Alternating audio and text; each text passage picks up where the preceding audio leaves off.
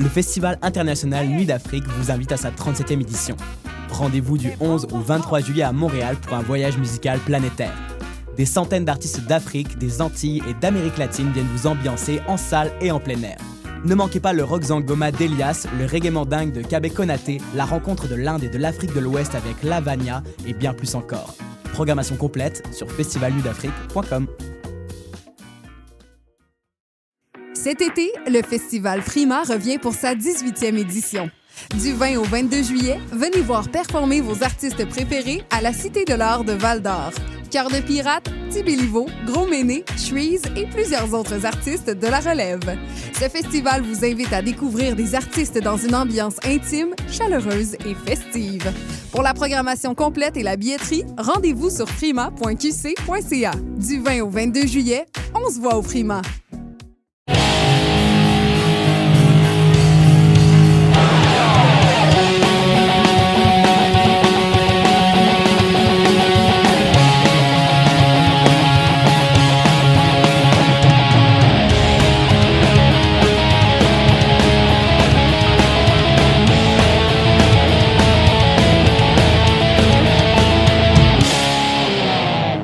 Salut tout le monde, j'espère que ça va bien. Aujourd'hui, gros épisode sur le Clash Podcast. On reçoit un de mes héros musicaux personnels. On reçoit souvent aussi une légende vivante aux yeux de plusieurs personnes, plusieurs des auditeurs du Clash, probablement nul autre que Monsieur Rudy Kaya, que vous devez au minimum connaître des Vilains Pingouins et aussi pour ses albums solo et plein d'autres trucs dont il sera question au cours de l'épisode. Super belle discussion, c'était quelqu'un que j'avais vraiment hâte de recevoir au podcast pour 1001 questions sur sa carrière qui s'étend sur plusieurs décennies. Évidemment, beaucoup influencé par le punk rock, un passionné de punk rock, donc il sera question aussi de cette thématique-là au cours de l'entrevue. Super généreux de son temps, il a été assez smart pour m'inviter chez eux, on a parlé pendant des heures. Moi, c'est un des plus beaux moments que j'ai vécu, on va dire, depuis que j'ai parti ce projet-là, de pouvoir parler à un héros personnel et de voir à quel point que les discussions avec lui allaient de tout bord, tout côté, tout en restant super intéressant. J'espère que vous allez apprécier autant que moi. Évidemment, faites pause, allez liker ses trucs, allez acheter ses albums sur Bandcamp, suivez-le sur les réseaux sociaux. Vilain Pingouin aussi un super beau site web qui vous informe de tout ce qui peut se passer avec ce projet-là. Plusieurs trucs à venir pour les Vilains Pingouins, pour Rudy Kaya. Vous pouvez écouter l'épisode pour avoir plus de détails. Mais évidemment, suivez ces trucs. Puis encouragez évidemment sa musique. Écoutez-le à la tonne. C'est de la musique dont on se tannera probablement jamais et que je suis fan depuis aussitôt que le primaire, quand je faisais des chandails et des casquettes DIY avec mes amis en 5-6e année dans le cours d'école de Jean Lemonde à Sainte-Dorothée. Fait que très heureux de vous présenter cette entrevue-là. Je ne tire pas ça plus longtemps. Au pire, inscrivez-vous au Patreon. Si ça vous tente, 3$ par mois. Vous avez les épisodes d'avance. Participez automatiquement au concours. Puis c'est pas mal ça qui est ça. On va tout de suite aller en musique avant l'entrevue. J'espère que vous allez apprécier. Voici La course ou la vie, une chanson tirée du dernier album des Vilains Pingouins, Coup de main, qui est sorti à la fin 2022 et qui a un featuring aussi de Polo Bellemare. Donc, il y a une personne aussi qui a été reçue au podcast il y a quelques mois, quelques années. En tout cas, De Danger, Dédé Traqué, Les Frères à Cheval. Donc, voici La course ou la vie des Vilains Pingouins avec Polo Bellemare.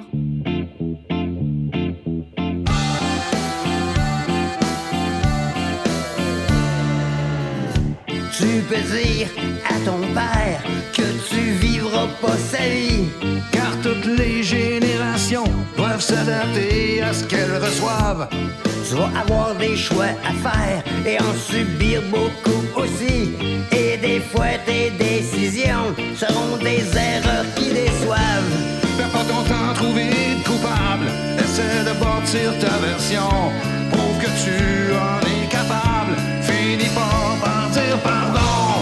Bonne chance pis bon courage, Difficile de défricher pour changer de paysage. laisse une trace que t'es passé. Allez, qu'est-ce que tu choisis? Être maître de ton avenir ou l'esclave de tes désirs. La course ou la vie? Allez, qu'est-ce que tu choisis? Le passé est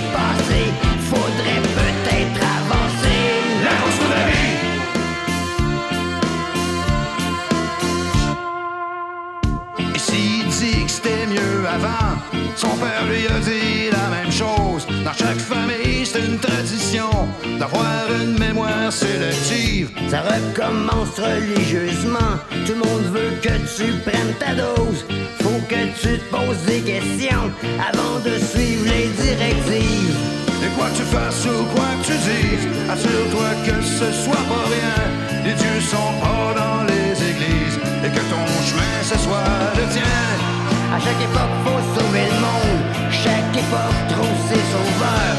Quand t'entends ton air qui gronde, t'apprends ton âge même quand t'as peur. Allez, qu'est-ce que tu choisis? Être maître de ton avenir ou l'esclave de tes désirs. La course ou la vie? Allez, qu'est-ce que tu choisis? Le passé est passé, faudrait peut-être avancer. La course ou la vie?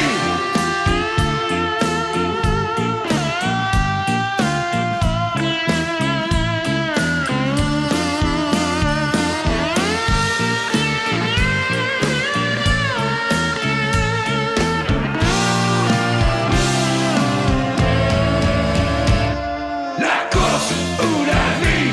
Allez, qu'est-ce que tu choisis? Être maître de ton avenir ou l'esclave de tes désirs. La course ou la vie? Allez, qu'est-ce que tu choisis? Le passé est passé, faudrait peut-être avancer. La course ou la vie? Allez, qu'est-ce que tu choisis? Être maître de ton avenir ou l'esclave de tes désirs. La course ou la vie? Qu'est-ce que tu choisis?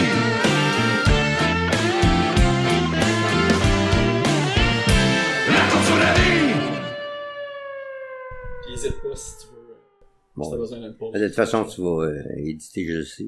J'en ai dit c'est souvent des... comme on commence un podcast bientôt. Ah ouais? Mais c'est un... Je veux pas un podcast il y en a tellement des fucking podcasts où que un artiste dit « Oh, je reçois des artistes pis on joue de leur tune dans mon garage. » Ok, c'est plate. Ouais, non, c'est C'est ça. fucking plate. Mais j'ai vu ça passer il y a peut-être même 3 ans que tu cherchais des affaires pour partir un podcast, mais après Ouais. j'ai vu que vous aviez fait l'écoute en temps réel, disons, de coup de cœur, coup de main. Fait que Ouais. je sais pas si c'est de là que ça a parti, parce que je t'ai Oui, dit de oui, savoir parce c'est que quoi ton c'est, projet. Moi, ça fait fucking... Depuis 94, je suis sur Internet. J'étais dans les fatigants qui essayaient de convaincre le monde d'être sur Internet. C'est le futur. Puis j'ai tout le temps suivi les hautes technologies beaucoup. On avait pas honte parce que moi j'étais juste comme la figure avec eux autres, mes 2 programmeurs chum. Il y avait une application. Puis là, moi je cognais des portes, j'essayais de le vendre, puis on était 3 là-dedans, mais c'était comme ma job de vendre le produit. Puis au Québec, ils sont trop sous. Mais ça s'appelait Stage Yourself. C'était une application Facebook. Quand tu devenais membre, en arrivant, si tu cliquais sur un avatar, gars, fille, on avait 6. OK. Puis là, ton avatar se ramassait un peu à la Sims dans un théâtre. Puis il y avait un écran géant de cinéma. Puis dans l'écran géant, on streamait live. Fait qu'on a fait un show des pingouins au local.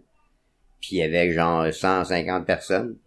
Puis eux autres, dans la fenêtre de gauche, ils pouvaient commenter.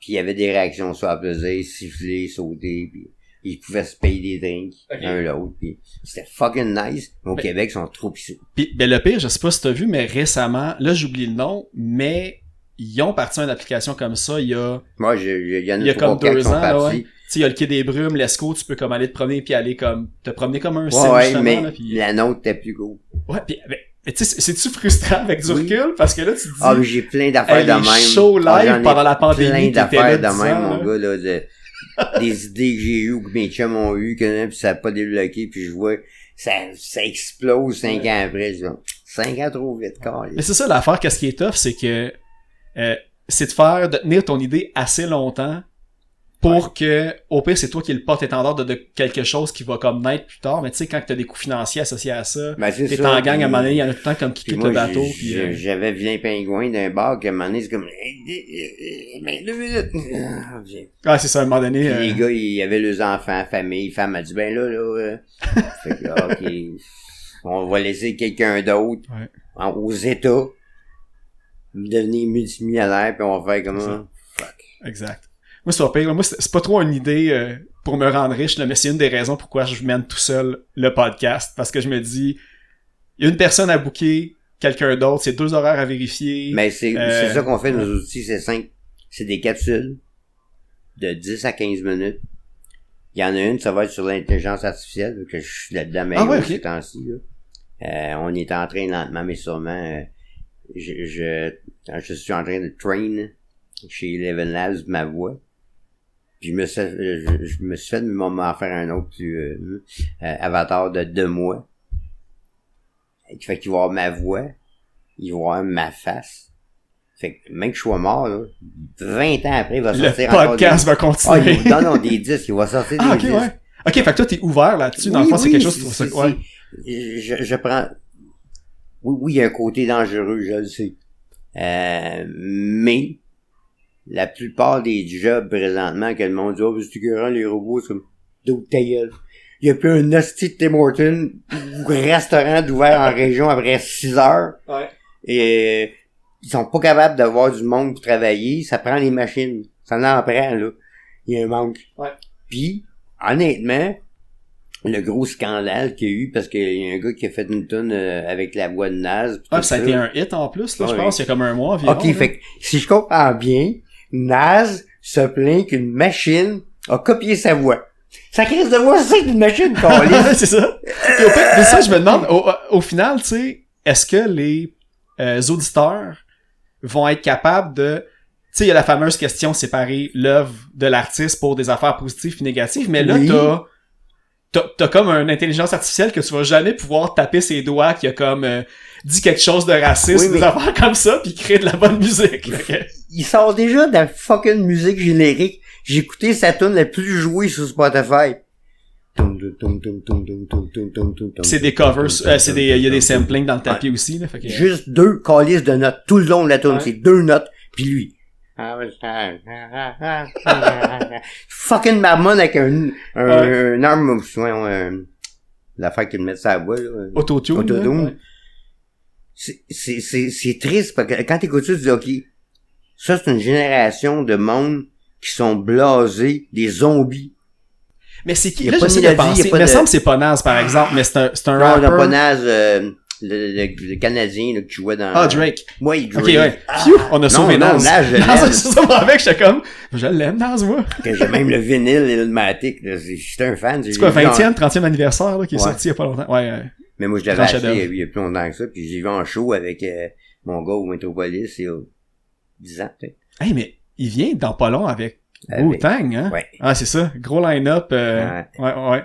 À Laval, en plus, où qu'on se retrouve en ce moment avec Monsieur Ridicaya. 2 pas de chez mon gars, puis mais ils s'en vont voir à 50 Cent. Ok, ouais. C'était comme, les billets t'as achetés, puis quelqu'un leur offre des billets pour Naz, puis juste, à un moment donné, c'est comme tu fais des choix, là. Toi, tu l'as vu à son pic, de toute façon, tu peux dire ça. Ben, pas à son pic, mais quand il était encore très... ok, ouais. Parce que son pic, tant qu'à moi, il est peut-être en 92, 13, 14... Ouais, Illmatic, It Was Written, puis le 3e qui était un petit peu moins bon, puis le 4e était revenu en force. Là. Je sais qu'il y a quand même... c'est un artiste de qualité constante quand même, mais sauf que le hype autour, c'est dur de garder ça pendant 20 ans. Puis tout, Ben, c'est parce que ceux qui hype sont morts. c'est un des premiers albums que j'ai commandé sur Columbia en plus. Là, je m'en souviens, là, Illmatic, It Was Written. Là, ouais, j'étais là dans ce temps-là. Okay. Avant d'être punk, j'écoutais du hip-hop, puis là, à un moment donné... mais j'en connaissais pas, en fait. J'écoutais les Ramones puis du hip-hop. Parce que ma définition de punk, c'est un mouvement social, pas musical. Okay, ouais. Et quand je dis social, c'est social. Pas une mode de linge où j'ai un peu décroché dans le temps du punk quand le monde commençait à gosser pour la couleur de tes lacets pis le nombre de tours sur tes ducks.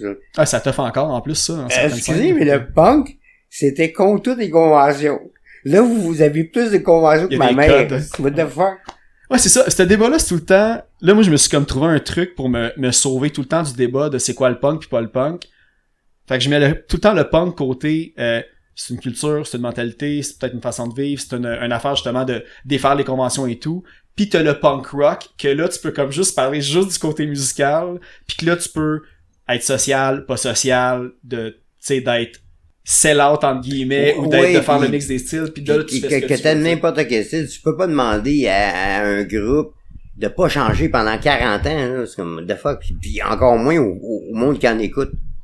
Un jeune de 16 ans en 1983, il était pas pantoute dans le même mood qu'un jeune d'un 2000 kick. Ah, c'est sûr, là. Les pistoles, là, il y avait le drummer puis le guitariste qui savait jouer, puis c'est eux qui faisaient tout.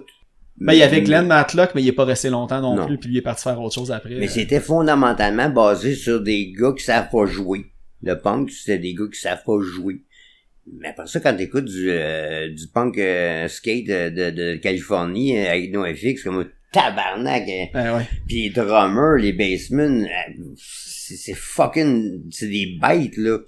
Fait que ces gars-là, ils sont pas pantoute dans le même calibre que le début du punk, là. Ah non, vraiment pas. Ben c'est ça, pis tu sais, en plus même là-dedans, il y a comme plein de nuances à apporter. Ouais. Tu sais, autant que il y a du monde qui vont écouter du NoFX, pis tu sais, au début, c'était floppy, c'était pas tight, puis là, tu sais, je veux dire, c'est un groupe qui a persisté, puis qui a comme réussi à devenir des solides musiciens, pis maintenant... Ben, pour quelqu'un comme mon père qui serait passé dans un corridor, puis j'avoue que c'est vrai, y a pas une si grosse différence si t'écoutes juste 8 secondes de musique entre Simple Plan pis No Use for Name. Là, quand tu l'écoutes, c'est... Ah, ok, je vois la différence. Mais... Pour une oreille pas aiguisée, là, ou quelqu'un qui voit ça comme tout ça, en général. Une bonne asière, de beat vite, du pop accrocheur. Ok, ouais, ils se ressemblent quand même pas mal. Là. Ça ressemble plus... Ils se ressemblent plus ces deux qu'à Kansas ou Queen. Là. C'est comme... Ouais, ok, c'est pas... Ils sont dans le même baggage. Ouais. Puis même pour deux groupes qui se ressemblent, là, ben tu sais, dans le skate punk, on va dire, entre Lagwagon, No Use pis NoFX, tu peux quand même très facilement les distinguer, comme tu portes un petit peu attention, là, fait que c'est pas super. Hey, mais une affaire, c'est ça, comme je te disais avant de commencer, c'est que bon, évidemment, t'as fait plein d'entrevues pour Vilain Pingouin, t'as fait aussi plein d'entrevues pour Le Taureau. Moi, il y a comme un côté, évidemment, dans le contexte de ce podcast-là, que je veux comme savoir un petit peu les années, peut-être comme, tu sais, 80, tout le côté que, tu sais, je sais, l'époque des fouf, tout de ce moment-là. Je te dirais que ça a commencé aux glaces. OK. Sur Peel ou Stanley, Sainte-Catherine. C'était un club, le glace et le métal, parce que c'était le glace au 2e puis le métal au 3e. C'est là que j'ai connu Polo. OK. Bellemare, là, pour ceux qui te rappellent là, de danger, là. Ouais, ben, de danger et de... Des détraqués aussi, des frères à cheval, Michaud. Ben, Michaud, c'est Pierre, mais en tout cas, la fratrie Bellemare, on va dire ça comme ça. Ouais, c'est ça. Mais lui, il était un petit peu plus vieux que moi. Fait qu'il était dans les cools du club. Moi, je venais juste, mettons, dans mes cartes. Fait que c'était comme mon grand frère, genre, que okay, c'est le même, faut que je m'habille, c'est le même, faut que j'agisse. C'était un mentor, si on veut, là. Puis le monde s'en rend pas compte, mais Montréal, dans ce temps-là, en 80, c'était une plaque tournante, c'était une ville plus tripante que New York, côté underground. Okay. Parce qu'on avait tout le côté New York, CBGB, etc., mais on avait aussi le côté Angleterre. Puis mon chum qui était DJ au glace, il allait une fois par mois à New York, puis une fois par année, mais il y avait des chums qui envoyaient des affaires en Angleterre. Fait que ici, on avait de tout. New York, c'était refermé sur New York. Puis il y avait rien d'autre. Pour le punk, il y avait pas vraiment grand-chose. C'était comme une scène autosuffisante pas mal. Ouais.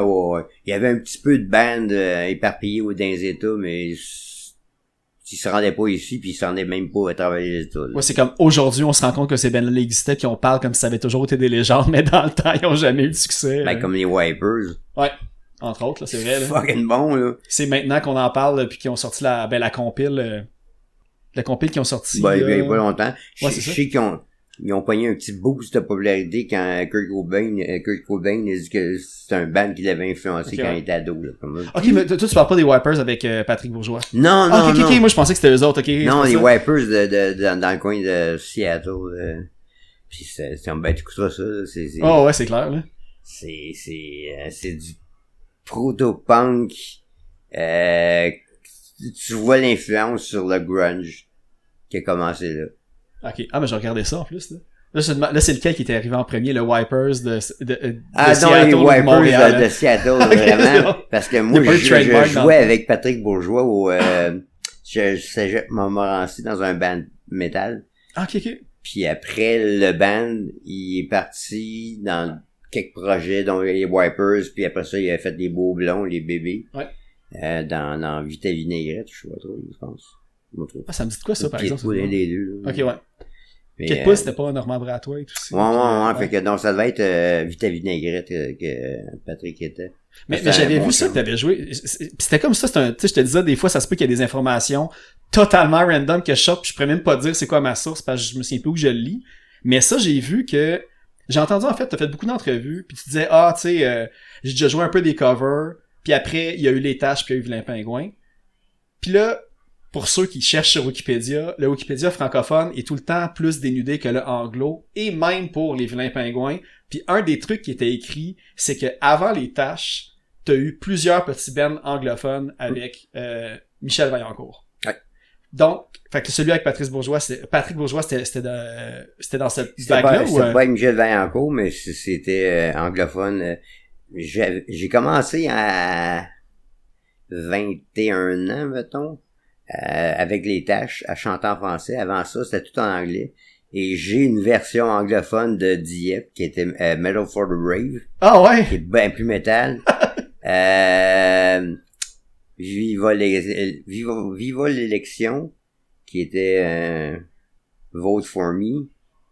I Don't Wanna Be, qui était Another Lonely Night, c'était Belles Années. Puis I Don't Wanna Be, c'était Sous la pluie. Ah ouais, c'est fou ça, pareil. Ouais, j'ai au moins 5-6 tunes pingouins qui ont été composés bien avant en anglais. Puis est-ce que la structure est quand même, tu sais, est-ce qu'on pourrait, si je l'entendais, je fais comment cette tune-là me dit quoi, mais j'en connais pas parce que c'est en anglais. Il y en a une couple comme Belles Années Sous la pluie, Dieppe pas pantoute, c'est vraiment plus métal, avec un twist punk, parce que j'ai fait le switch du métal au punk à un moment donné, quand le métal est devenu trop spandex, cheveux. Ok, ouais. Motley, Whitesnake. Ça, c'est comme ça. Fait que j'ai comme, ok, qu'est-ce que je fais? Puis là, je me suis allé dans le punk. J'ai acheté le premier 45 tours des pistoles chez Mambo Music, que j'ai revu il y a pas longtemps, que je me suis volé 30 000 piastres. J'étais comme, fuck! Sérieux? Ouais. Puis, dès que je suis tombé sur ces pistoles, j'ai commencé à regarder là, les Clash, les Ramones. Puis là, en dedans de 3 mois, j'ai comme tout scrappé mes affaires métal pour m'en aller dans le punk. Ça me ressemblait plus. OK. Mais c'était tout le côté justement social puis le côté mentalité aussi qui t'attirait plus que le métal, qui était peut-être plus il y avait pas de mentalité derrière ça, c'était plus comme conventionnel. Puis, non, mais c'est cool pour un ado des histoires de démons puis des mais là j'ai étudié en philo. J'étais plus attiré par le côté social revendicateur à la Délune, mais là que le punk me donnait tout. Le côté revendicateur puis le son arrache violent, faut que ça fasse mal. Là, j'ai l'impression que ça reste encore parce que une affaire, tu sais, évidemment, on va le saluer là, tu sais, Eric Bed de Prescription Punk Rock, t'as eu plusieurs discussions avec lui aussi. J'ai écouté plusieurs entrevues puis le côté philosophique, spiritualité, politique, tout ça a de l'air d'être encore hyper présent dans comment tu vis et sur tes intérêts. J'ai jamais changé là-dessus. Un moment donné, quand je me suis ouvert les yeux, mettons, fin ado, c'est des principes profonds qui ont jamais changé. J'ai jamais aimé le capitalisme, la consommation excessive, la société en général qui aime ça faire du déni parce qu'ils sont paresseux puis un peu lâches, et physiquement et mentalement et surtout moralement.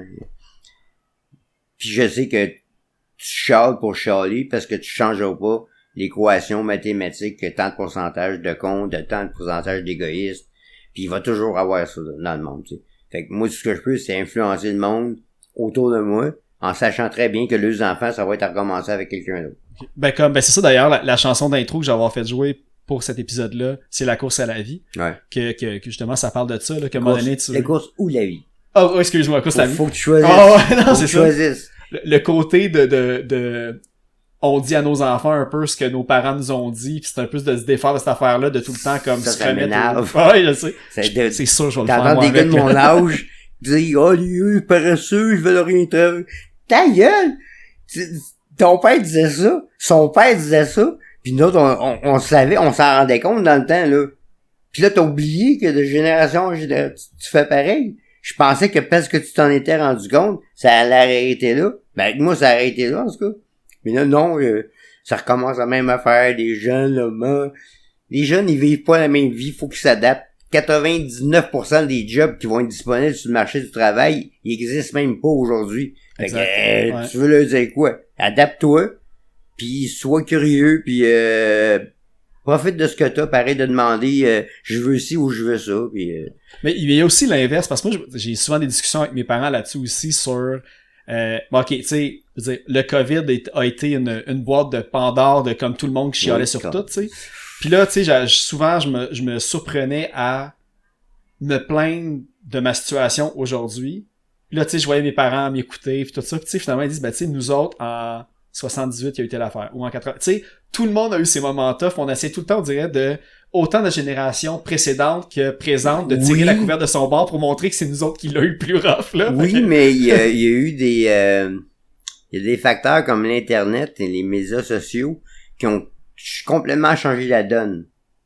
Dans le temps, t'avais quelque chose qui arrivait, mais le temps que tout le monde le sache, puis que les opinions se passent, puis il y avait pas de recherche comme telle, c'est comme le monde assumait que, parce que je suis pas un expert en virus, fait que je vais fermer ma gueule. La pandémie a ouvert la boîte de Pandore, puis elle est pas fermée, là. Ah non, c'est ça. Il y a quelqu'un qui a le pied dans la porte, puis ça continue à sortir, là. Oui. Ouais. Puis les réseaux sociaux, c'est un cancer pour la société, là. Ça, c'est l'affaire, je me pose tout le temps, tu sais, je me dis, c'est la manière de promouvoir un band, d'un projet comme le podcast et tout, puis tu sais, je suis tout le temps, j'aimerais ça, tout fermer ça, mais sauf que je vais perdre mon moyen de visibilité, mais tu sais, je me rationalise comme ça. Avoir le choix, j'aimerais mieux perdre Facebook, puis me trouver une autre façon de faire mes affaires. Parce que tellement d'idiotie qui est poursuivi, puis ils en remettent, puis à un moment donné, c'est comme t'as le goût d'abandonner, c'est juste ouais. Anyways, on retourne à la musique. Ouais. Mais hey, t'as tellement dit d'informations, j'ai comme oh non, faut que je me souvienne qu'il a dit ça, c'est ça, parce que juste le côté d'avoir eu un band métal au cégep avec Patrick Bourgeois. Et là, je dis Patrick ou Patrice, puis j'arrête plus de... C'est Patrick. Ok, c'est bon, parfait. Je pense que je me suis pas trop trompé souvent. Ça s'appelait comment, ce band-là? Leaper. Ok. Parce que mon bassman était francophone, puis il a fait faire un poster de Leaper. Puis c'était une grosse pierre tombale dans un cimetière. Fait que j'ai dit Leaper. C'est quoi ce Leaper? Ben, tu sais, là, quand tu meurs, là, le Leaper, là, qui se prend avec une faux, le Grim Reaper. C'est Reaper. Là, on est un band de gars qui fait des gros pas. Ouais, c'est ça, là. Qui fait des sauts. Mais il était trop tard, le poster de fait. Ouais. Mais y a-tu des enregistrements, de fait, là-dessus? Il y en avait, mais je les ai jamais retrouvés. Mais ça a pas été mis en démo ou distribué dans des spectacles, des choses comme ça. Il y avait une cassette qu'on a envoyée à Chaume FM pour le concours de l'esprit. OK. Puis je suis le seul qui aurait pu avoir ça encore sur mon basement, puis non, il y a plus rien de ça. Okay. Puis moi, je suis pas vraiment quelqu'un qui garde beaucoup. J'ai aucun album des Pingouins. J'ai à peu près pas de souvenirs des Pingouins. Mes trophées de disques sont chez mon ex dans une boîte en cave. Peut-être pas. Ça peut y vendre, mais ouais, c'est ça. Le passé m'intéresse pas, je l'ai vécu. Ouais. Fait que je suis comme, c'est fun. J'y pense, c'est cool. Mais je passe pas beaucoup de temps dans le passé. Mais aujourd'hui, je vais te ramener dans plein d'affaires du passé. Oh, ouais. Ouais, mais c'est que dans le passé, j'étais de même aussi. Fait que ça, je m'en rappelle. J'écoute encore aujourd'hui beaucoup de nouvelles musiques, là. Mais j'ai tout le temps été quelqu'un qui écoutait la nouvelle musique. Ouais.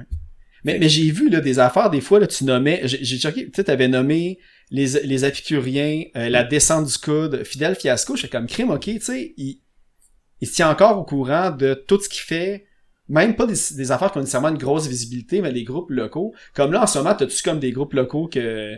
Dans le punk, il y en a, C'est dur parce que il y en a tellement là, que à un moment donné, c'est un puits sans fond là, de nouveautés. Je sais pas.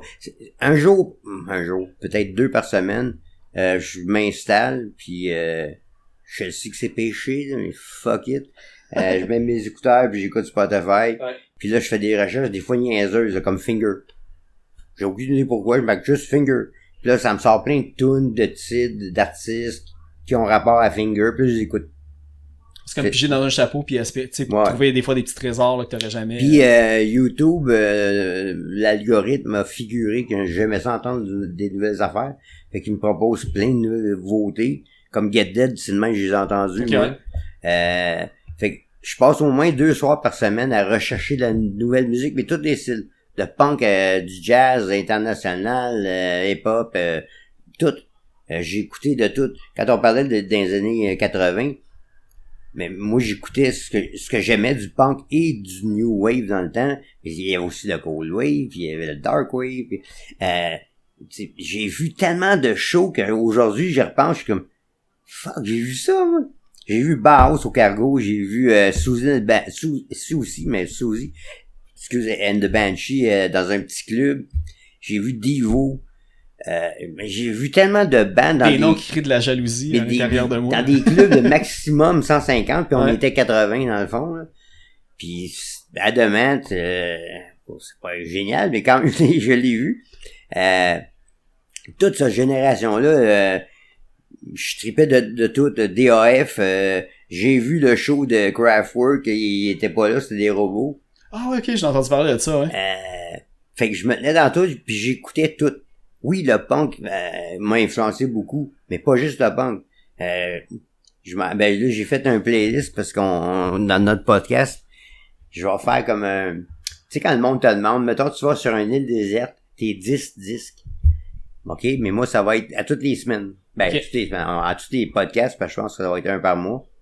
Puis moi, je suis dans un vaisseau dans l'espace parce que l'île déserte, c'est encore trop accessible. Là, je suis sûr d'avoir la crise de paix dans l'espace, dans une capsule. Puis mon premier playlist, c'était Clash, Pistols, Buzzcocks, Gen X, tout le early punk de ce temps-là, UK Sub. Puis c'est toutes des bandes que j'ai vues aussi en show. Je m'en souviens, Exploited, j'étais au show, on était chaud pacté sur du Peach Schnapps. Puis tout le monde s'était fait sortir par la police. J'ai vu DOA dans un club qui est pas un club, c'est un sous-sol d'usine. Puis je suis parti en même temps que la police arrivait. Il y a eu une émeute, puis il y a eu du sang, puis là... Ah, ben celui que... Pas le show qui a eu un émeute, là, au medley, puis tout ça, là. Non, okay, c'était avant ça... C'était au Club Le Fouet. Il y a un gars au début du show qui arrêtait pas de gosser le monde pour son manteau. Il avait perdu quelqu'un. Quelqu'un y avait piqué, mais qui pensait. Mais il l'avait probablement juste perdu. Là, il achalait tout le monde, puis il repassait 20 fois te demander. As-tu de mon coat? Non. Il y avait de quoi d'important dans son coat pour sa soirée. Puis il y avait comme 3-4 punks couchés dans un trou dans le plancher avec un filet de tête de mannequin au-dessus. Le bar était dans un trou dans le mur, dans une grotte. C'était weird. Puis le show a commencé, l'organisateur, il y avait une chemise avec des petites lignes, puis une grosse barbe, pis là, « Hey, Cole, ça va être bon, les gars, hein, yeah! » Je dis, non, on parle pas de même, les punks, ils ont pas le goût de talent de parler de même. Animateur de foule. C'est comme, ça va, pas de bonne idée. Un yo, les jeunes. Ouais. Là, il y a un gars qui arrêtait pas de peser sa pédale de whatever, de fuzz ou je sais pas quoi, du guitariste de DOA. Ben, il arrêtait pas. Il a pesé 2 fois, la 3e fois, le gars de DOA, il a cassé la main. Il a carrément descendu son pied, mais tellement raide que la main a renfoncé dans le stage. Puis le gars, il se pogne la main, pis il avait les doigts tout croche. OK, ça, c'est cassé, ça. Ah ouais, c'est clair. Ça, c'est fini. Ah ouais. Puis le gars était prêt à descendre dans la salle. Mais, je le comprends, je l'ai déjà fait. J'ai déjà assommé un skin à un de mes shows parce qu'il me gossait. Puis, ok, ben c'est pas super au moins comme ça. Ouais. C'était plus que jouer avec ta... Il y avait le côté principe personnel aussi, sûrement qui est rentré là-dedans. Puis le gars qui arrêtait pas de demander pour son coat pendant une toune, il est arrivé puis m'a tassé pour passer en avant de moi puis parler au gars en avant de moi. Puis j'étais comme oh shit, il y avait plus de dos. Il y avait 3-4 gars qui l'avaient traîné sur la garnotte dehors. Puis il y avait plus d'eau, c'est des échymoses. Ok, mais s'il avait eu son coach, ça y aurait pas fait ça. Ouais. Mais là, il dit, ouais, ben, moi, il piquait les assis, puis il avait son couteau dans la main, puis je dis, ok, là, je pense que c'est le temps de peut-être penser à partir. Ouais. Puis juste comme je suis en train de dire à mon chum, qui voulait savoir la différence entre le punk et le new wave, je suis en train de dire, tu serais peut-être mieux de partir. L'organisateur arrive, quelqu'un avait pété une bouteille de bière en face, fait qu'il y avait là, gros, une balle de golf plein de sang. J'ai dit, ok, non. Ouais. On se rend pas compte à quel point aujourd'hui c'est s'en va. sécuritaire aller voir des shows punk à comparer, là, les débuts, là, il y avait vraiment un côté dangereux. T'allais voir Scum, pis tu savais pas comment tu revenais si tu revenais, là. Ah ouais. Ça année, là, que j'ai hâte de jaser avec eux. Je pense, par exemple, le chanteur est rendu à Toronto, puis tout, là, mais ouais. Parce qu'ils ont fait une réédition, là, de Born Too Soon, c'est ça? Ouais. Ouais, c'est ça. Le fameux album, là. Ouais. Mais c'est ça, mais toute cette période-là, admettons, avec Leaper puis les autres groupes qui ont suivi ça, c'était où tu pouvais faire des shows pour comme des bands de la relève comme ça? Y avait-tu comme nous autres, on faisait ou, juste, non, il y en avait pas. On a fait un show au Checkers, qu'il y avait 3 personnes, dont 2 waiters, pendant une tempête. C'était une pratique. Mais il y avait pas de club, fait que l'usine, quand l'usine a vu le jour, c'est devenu un fun factory à la Andy Warhol. Parce que t'avais la salle à faire qui pratiquait là avec Gilles Brisebois, François Lalonde qui était avec Jean Leloup. Mais t'avais Yves Desrosiers, t'avais Madame, t'avais moi puis Michel qui a parti les pingouins après. Ouais, là c'est-tu Parfait Salaud? Comment ça s'appelait? Ok, c'est ça. Ouais, ils ont pratiqué là un bout de temps, mais les autres, ils ont pogné un autre local aussi. Okay. Puis au 4e, il y avait plein de bandes émergents qui pratiquaient là, qui sont tous devenus, pas tous, mais presque tous devenus connus après. Puis au 3e, parce qu'on avait loué les 3 étages, c'était 77 Mont-Royal, en face du parc, juste à côté du Mont-Royal. Puis au 2e, il y avait des cours de danse africaine, puis il y avait des Africains qui jouaient du tam-tam pour les danseurs. Puis l'été, il faisait fucking chaud. Fait que les gars, ils ont dit, hey, on va dans le parc du Mont-Royal. Puis c'est de là que sont nés les tam-tams du Mont-Royal. Ok, c'est malade ça, pareil, là. C'était fou, là, on avait des piscines pour enfants sur le toit. Pour l'été, quand il faisait trop chaud. C'était une sorte mais l'usine de création, là, mais c'est ça, artistique, là, parce que toutes les bands t'as nommées, là, tu sais, la majorité, il y en a beaucoup qui sont devenus connus pis tout. Là, chaque band que tu me nommais, c'est toutes des bands que vous avez battues à la disque dans les mêmes catégories, là, je regardais, tu sais, Madame, tu sais, La Salle à faire, Les Parfaits Salauds pis tout ça. Je me suis dit, comme crime, c'est tous des noms que j'ai vus que vous avez comme monté, gravi les échelons. Ouais, mais nous autres, on était comme le cousin un peu douteux que t'invites à Noël pareil parce que il faut là, mais on a pogné puis on a réussi à rentrer dans l'industrie parce que ça en prenait un, fait qu'on était comme le fucké de service. On était fucké mais pas trop que c'était acceptable. Genre les ados autant que les parents quasiment pouvaient l'écouter, ceux qui avaient comme plus accroché aux années 70 puis ceux qui avaient dans les années 90. Les textes assez sociaux et pas les vieux sont cons, tuons les vieux. Non, c'est des sujets que le monde plus vieux écoutait, pis c'est comme, ok, moi, laissez écouter ça, c'est correct. Fait qu'on était comme l'excuse de l'industrie pour dire, ben non, on prend de l'alternatif un peu différent, regarde les pingouins. Fait qu'on n'a pas battu les autres bandes, c'est juste qu'ils en ont pris un, ça a été nous autres. Ah, c'est ça. Puis tu sais, j'ai vraiment l'impression que ça a vraiment, là je sais pas, parce que là, tu sais, on a nommé les tâches une couple de fois, ça t'a fait vraiment longtemps, tout, de ce que j'ai compris, c'est jusqu'en 86-87 à peu près que t'as été dans les tâches. Ben, quand on est allé en France, là, on a rencontré Philippe Renaud, qui était le road manager de la Mano des Gras. OK. Puis il nous a présenté du monde, puis on a fait 5-6 shows en un mois et demi. On a vécu de peine pis de misère, on n'a pas mangé des jours et des jours, mais on a quand même trippé en France. Puis quand on a décidé en revenant de partir un band, moi puis le chef. Puis quand le premier album est sorti, il y avait un lien déjà un peu avec la France. On a tiré un peu les ficelles, puis on s'est ramassé avec Boucherie. Ouais. Fait que là, on a rencontré toute la gang de punkers de OTH, Parabellum, la Mano Negra, les Garçons Bouchés, Pigalle, puis là, on a commencé à jouer avec eux autres là-bas, ils sont venus jouer avec nous autres ici. Puis Manu Chao, il était avec François, il était dans Mano Negra, puis un autre... Il y avait 3 bandes. Il y avait Pigalle, Mano Negra. Puis... Et le P, je pense que je l'ai en quelque part. Los Carayos. Ouais. Ouais, c'est ça. Fait qu'on a joué avec eux autres au fouf. Mais en tout cas, c'est tout le monde avec qui on se tenait. On est allé à un party, je dirais mémorable, mais on se rappelle pas de grand-chose. Chez les Berus. Puis on gravitait beaucoup dans toute cette gang-là. Fait que ça nous a influencé beaucoup. Moi, je l'entends, là, les Allez, puis il y a plein d'affaires que c'est carrément pris des bandes françaises. Même le nom Vilain Pingouin, c'était comme la souris des lingués, c'était comme un paquet de noms là-bas, eux autres. C'est leur style de nom. Fait que là, on a pris un nom qui allait bien en France. Puis qu'au Québec, il y avait personne vraiment qui était dans ce trip-là. Ouais. Ça fait un peu totem de scout aussi, un ouais. peu, là, ouais. Mais notre voyage en France nous a vraiment beaucoup influencé. Toutes les bandes là-bas, parce que moi, je commençais à chanter en français, mais quand j'ai vu les bandes là-bas, c'est comme, OK, ça se fait du rock punk en français, avec des paroles intelligentes, parce que c'était toutes des bandes de même, là.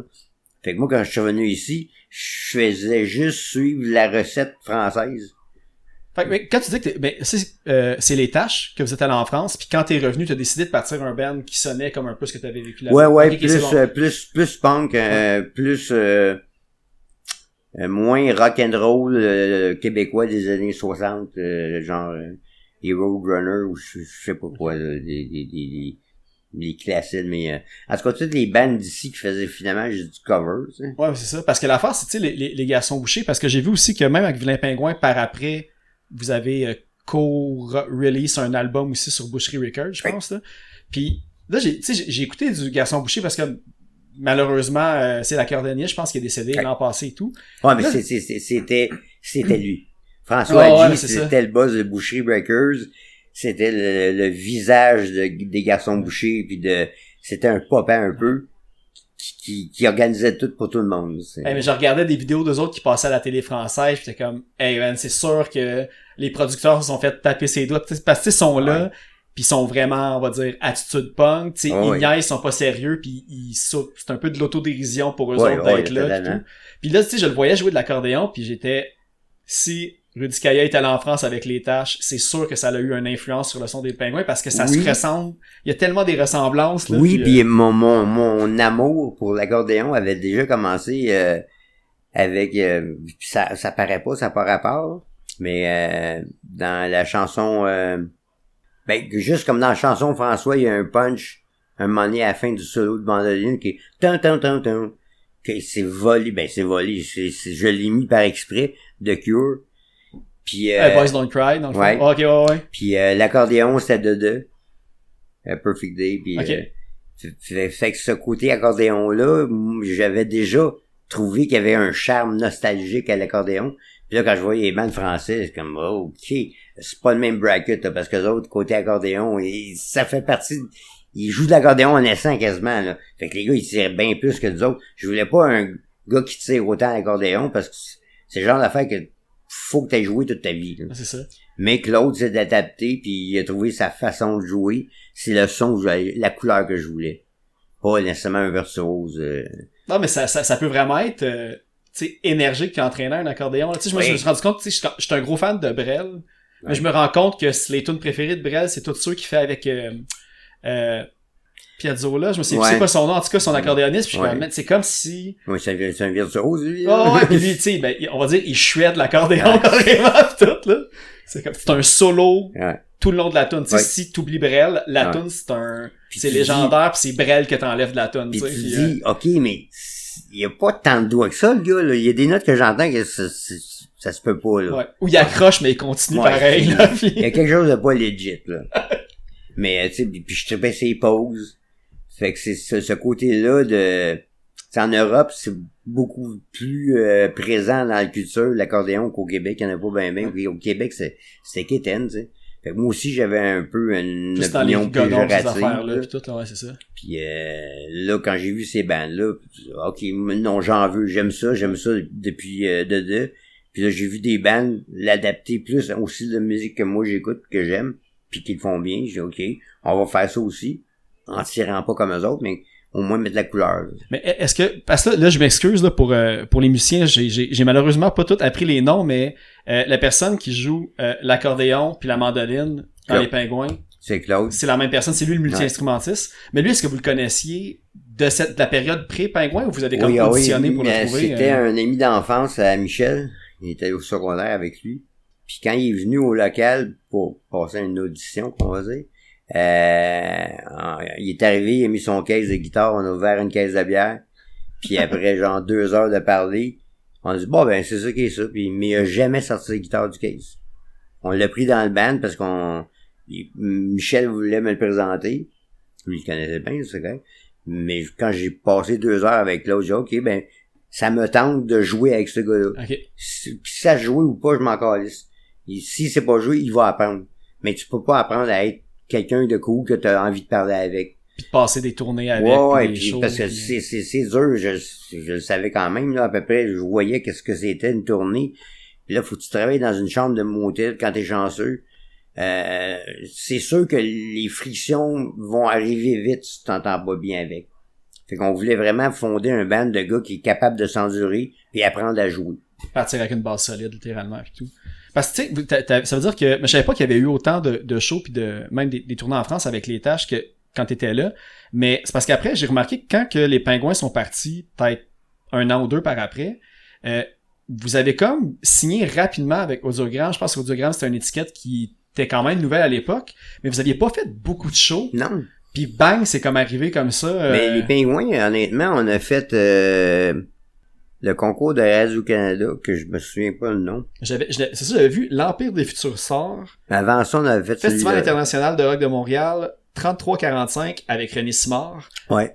Puis quelque chose vol et... Rock en vol. Rock en vol, ouais, c'est ça. De Radio-Canada. Puis on avait envoyé notre cassette à Rock en vol et à C'est quoi. On avait été refusé par C'est quoi, mais pris par Rock en vol. On s'était rendu en demi-finale. Fait que l'année d'après, on rasseille. Et là, on est accepté par C'est quoi et pas Rock en vol. Parce qu'on avait déjà dit, on va donner la chance. Okay. Mais on a fait comme 2-3 concours, mais pas de show. Puis on est arrivé 4e sur 4 à l'Empire des Futurs Sorts de C'est quoi. Puis C'était quand même une grosse vitrine là, à ce moment-là. Ouais, aussi. ouais, énorme. Puis ça donnait tous ceux qui finissaient, qui étaient en finale, avaient un 45 tours. C'est Audiogramme qui a pigé notre nom. Ils nous ont fait faire François en disant que oui, on veut faire un album. Ça a pris 1 an de hello, un album. Puis un moment donné, avec des pressions qu'on a mis, mettons. Il a dit, oh, des sacs allumés en avant des portes, ben des non, papiers de toilette dans l'arbre. On était avec un autre boss de compagnie 10 qui avait un contrat pis un crayon, puis il a appelé Michel Bélanger pour dire vous aviez un plan B facile. T'es signes-tu parce que j'ai signe dans 3 minutes. Et non, c'est bon, on les signe. Okay. C'était-tu une mise en scène ou c'était une vraie demande de non, contrat? Okay. Non, parce que je me dis, ça peut être une bonne affaire pour les bands qui veulent faire de la pression, une compagnie de 10 de faker ça. Mais le gars, c'était Pierre Rodrigue qui est devenu président de la 10 puis qui a travaillé pour Audiogramme après. OK. Fait que, puis lui, il connaissait la sœur à Michel. Fait que, mais dans le temps, il travaillait pour, je sais pas quel. Ben, avec du recul. Les disques Star, whatever. C'était du monde fiable. Avec du recul, tu sais que t'avais été dans la mire de 2 personnes qui auraient pu vous mener exactement au même endroit où vous êtes allé faire après. Mais c'est que dans ce temps-là, c'était vraiment, c'est pour ça que quand le monde me demande des fois, qu'est-ce qu'il faut que je fasse pour réussir? J'ai aucune idée, moi. Moi, j'ai fait ce que je faisais, puis tu l'as fait assez longtemps puis assez bien pour qu'on le remarque. Je le faisais pas pour pogner, je le faisais parce que j'ai pas le choix, c'est ça que je fais. Ça pogne pas, c'est comme, ouais, mais ça, on va le faire anyway. On était au bon endroit, la société était là. Fait que là, les compagnies le sentaient. Puis là, ils cherchaient. Puis là, on est arrivés, puis là, ils ont dit, OK, parfait, tu veux faire ça? Mais c'est pas parce qu'on a fait rien pour percer, c'est que la société, le peuple québécois disait, bon, on veut du francophone, le blues du référendum est passé, let's go.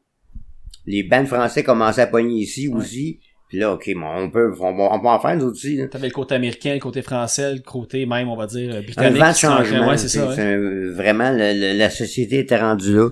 Fait que faut que tu reproduises les conditions sociales pour pogner comme nous autres. Puis s'ils sont pas pareils, ben là, je peux pas t'aider. Ouais, parce que, tu sais, je me suis tout tapé, là, de ta discographie, puis, tu sais, quand que les Vilains Pingouins, dès que le premier album est sorti, dès les premières tunes, ben là, c'est le fun que t'as dit que c'était des tunes que tu jouais en anglais avant, mais là, je veux dire, le son Vilains Pingouins, en guillemets, parce que il y a tellement d'influence que d'une tune à l'autre, le son change beaucoup. On peut quand même, t'écoutes le troisième, t'écoutes le premier, tu reconnais les Vilains Pingouins directement, puis j'ai l'impression que vous aviez déjà comme une qualité d'écriture dès le premier qui était comme assez élevée pour les mélodies, pour l'instrumentation, pour les paroles, puis Mais il y a aussi... ça a jamais baissé. Vous étiez Mais comme... Moi, j'ai été élevé par une mère. Mon grand-père, c'est un Irlandais de Boston, il est arrivé au Québec, il avait 12 ans, je pense, quand ses parents sont morts. Puis il a élevé ma mère comme une Américaine. Mes deux oncles ont fait leur service militaire aux États parce qu'ils avaient leur citoyenneté. Puis ma mère m'a élevé en anglais jusqu'à l'âge de 5-6 ans, jusqu'à maternelle. Mes deux amis, c'est Terry Staple et Kevin Hughes. On parlait anglais ensemble.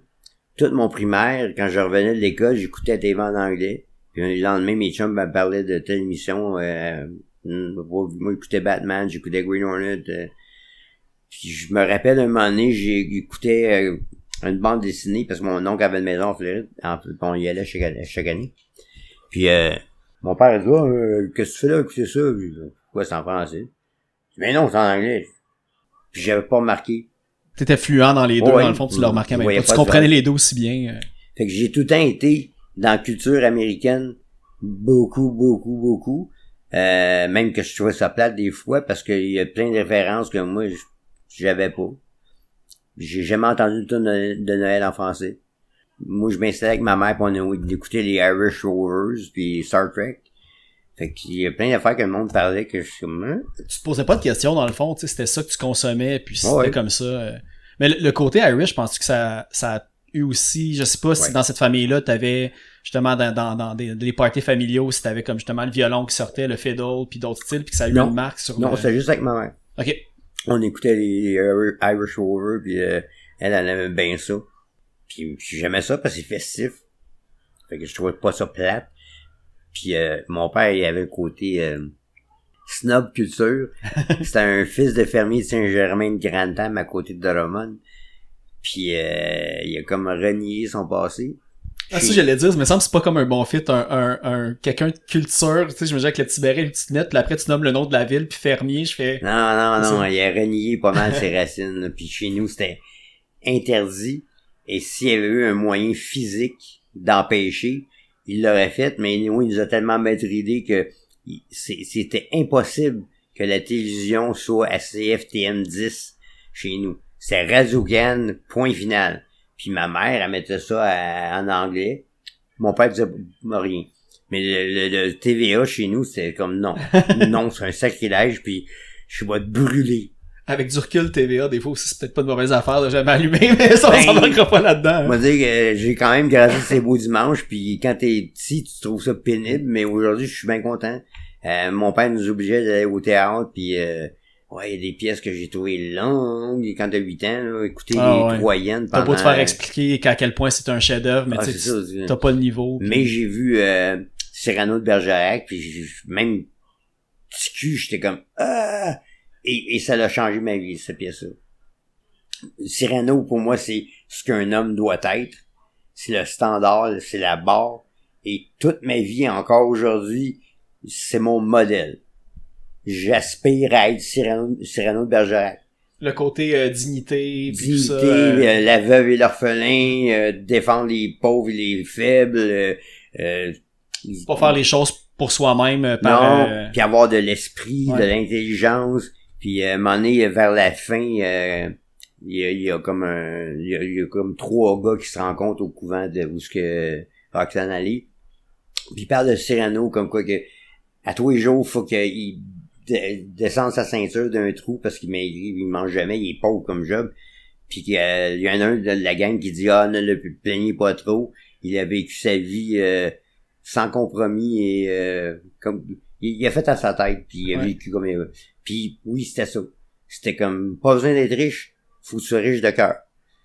Puis, fait que, ce côté-là, j'ai beaucoup aimé. Mon père est trippé sur le classique, fait que chez nous, je me rappelle très bien, mon père, à un moment donné, un dimanche, dans la cuisine, pas cuisine, salle à manger, avec ses livres d'opéra, puis il appelle à Radio-Can pendant l'opéra Texaco, puis il a gagné encore, parce qu'il gagnait tout le temps. Puis le gars, il a dit, en hors d'onde, OK, mais appelez plus, là, on vous rendra plus. Ah, je pensais qu'il allait dire qu'ils ont offert une job pour remplacer Non, parce que le monde se plaignait, c'était tout dans lui qui gagnait. Okay, ouais. Mais c'était un maniaque d'opéra, puis de musique classique, puis j'étais obligé de prendre des cours de violon de l'âge de 6 ans à 10 ans, je pense. Fait que c'était tes premiers contacts avec la musique? Ouais. Okay. Et parce que j'ai commencé dans la musique classique, déjà, j'avais quand même aussi un côté dark. J'aimais pas Mozart, je trouvais ça tout je trouvais ça tout, là, les petits bas pis les perruques. Non, moi, c'était Beethoven, Chopin, Bach, des affaires rêvées, mais tout en mineur. Puis à ce jour, j'ai peut-être par accident une ou deux tunes, je sais pas, en majeur, mais toutes mes tunes sont en mineur. C'est toujours mineur, dark, sérieux, heavy. Pour faire circuler cette émotion-là qui va avec ça aussi. Ouais, parce que je suis quelqu'un de fondamentalement dark. Tout le côté, disons que ton père était plus, on va dire, pas conventionnel, mais tu sais, il était plus du côté de la culture, je sais pas comment utiliser le terme, mais comme, on va dire classique, dans le fond. Ouais. Est-ce que y a-tu quand même eu un côté rock du côté de ton père ou de ta mère qui a comme accepté ça quand que l'adolescent a découvert la musique je me outrageuse? rappelle, j'ai gossé ma mère. J'ai pas gossé fort, ma mère, mettons comme elle me donnait pas mal tout ce que je voulais. Puis elle m'a prêté de l'argent pour acheter ma première guitare, une Gibson Explorer, que je cachais en dessous de mon lit pour que mon père le sente. Puis à un moment donné, je suis arrivé chez nous, puis ma guitare était plus en dessous de mon lit, je suis comme, Panique. boy. Puis là, je cherchais ma guitare. Puis à un moment donné, je rentre dans la salle de lavage, puis elle était accrochée au mur, elle était retenue comme un stand de guitare. Il avait planté 2 clous dans le mur, puis il l'avait à côté, après les 2 clous. C'était pas grave. Oh, ouais. Puis ça avait quand même chippé le vernis, tu sais. Mais c'est comme, pas besoin de la cacher. Pas besoin de la cacher. OK, merci. Ok, fait qu'il y a comme un petit saut d'approbation quand même qui est, l'important c'est que tu sois passionné de musique. Ouais, c'est comme, ça, OK. Mais, il l'a quand même un peu magané en la mettant sur le mur juste pour faire passer le message. Il espérait toujours qu'à un moment donné, je laisserais faire mes niaiseries puis que je me mettrais à jouer du classique. Puis que je verrais la vérité en vieillissant. Tu demanderas à ton intelligence artificielle de faire un épisode classique, voir un opéra chanté par Rudy Kaya, ça pourrait être pas pire. Ah ouais. Ah ouais, ça serait une bonne affaire. Hein? Ben, j'en ai, je joue beaucoup avec. J'ai 2 tunes que je travaille. Ok, je me demandais, c'était quoi? Je pensais que ça venait de dehors. Il y a un petit chat qui s'en vient nous rejoindre. Mais, je donne mes commandes, il me donne la tune, puis là, je la modifie. Mais, quelque chose, je joue du folk à la Seaver, il me sort de quoi, c'est trop simpliste, mais c'est une inspiration. Fait que oui, je vais sûrement demander... Mais c'est quand que tu veux sortir ça à peu près? C'est-tu comme un projet qui a déjà commencé? T'as-tu déjà commencé à en enregistrer? Oui, on a commencé...